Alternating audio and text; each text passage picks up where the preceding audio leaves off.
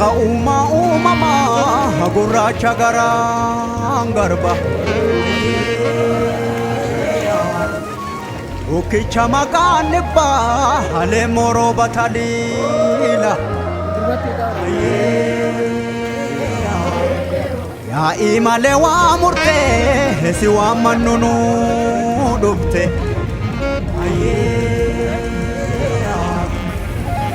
Waaqa salgan boorana waaqa torban baarentu waaqa sagaltamman garba waaqa ciicoo gurraatti waaqa bokkuu gurraacha Waaqa gadaa shanani waaqa haroo walaabu waaqa uumaa Oromoo gurraacha gannaa baane booqaa birraanoo galchi Daraare sanyiin keenya firii bilee kennuu galchi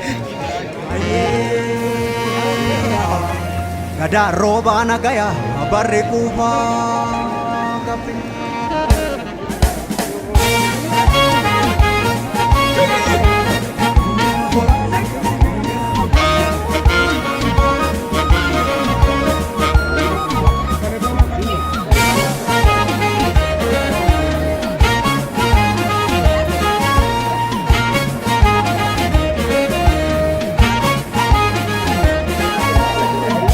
Umaha gurraacha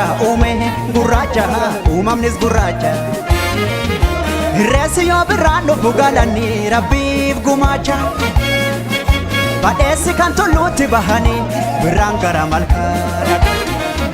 Dhugaan ilma rabbiiti kadhadhu eebbisiisa harka'e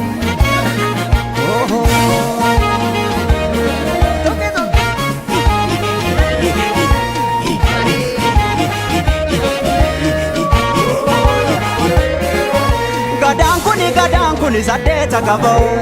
saddeetan mareero Duudhaan kuni malkaan kuni barseera qabaay saddeetan mareero Yaa'iin kuni gaaduree qabau saddeetan mareero Malkaan kuni irreessi barseera qabaay saddeetan mareero Saddeenni kan gadaati yaa'iin kun kan duudhaati galanni kan uumaati Irreessi kan waggaa marmaaru Uumatti amanneetu uumamaan kadhanneetu haraara sarganneetu Ilaani Oromoo malkaatti hiriiru Duudhaa Oromoo ta'a qoranne safuu saba keenyaan daganne Harkatti barjiidhaa qabanne Uumaaf uumamasaan zaganne Duudhaa Oromoo ta'a qoranne safuu saba keenyaan daganne Harkatti barjiidhaa qabanne Uumaaf uumamasaan zaganne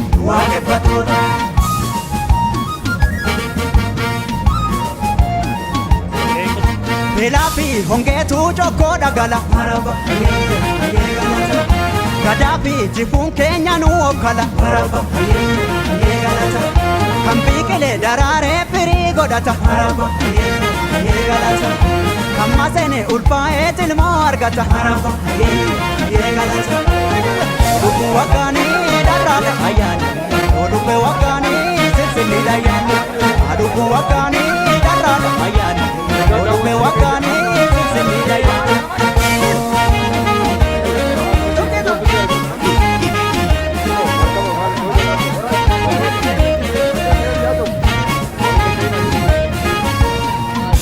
Umaha gurraacha gurraacha uumamnis gurraacha Irreessi yoo birraan dhufu galanii rabbiif gumaacha Badheessi kan tulluutti bahanii birraan gara malkaa Dhugaan ilma rabbiiti kadhadhu eebbisiisa harka'e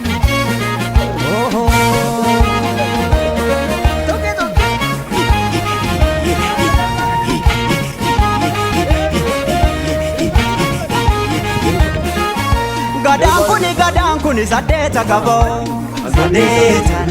mareero Duudhaan kuni malkaan kuni barseera qabaay saddeetan mareero Yaa'iin kuni gaaduree qabau saddeetan mareero Malkaan kuni irreechi barseera qabaa saddeetan mareero Fardeenni kan gadaati yaa'iin kun kan duudhaati galanni kan uumaati irreessi kan waggaa marmaaru uumaatti amanneetu uumamaan kadhanneetu haraara sarganneetu ilaani Oromoo margaatti hiriiru duudhaa Oromoo ta'a qoranne safuu saba keenyaan daganne harkatti barjiidhaa qabanne uumaa buuma masaan saganne duudhaa Oromoo ta'a qoranne safuu saba keenyaan daganne harkatti barjiidhaa qabanne uumaa buuma masaan saganne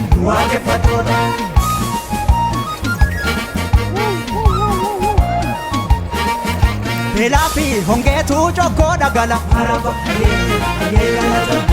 gadaa fi jibbuun keenya nu okkala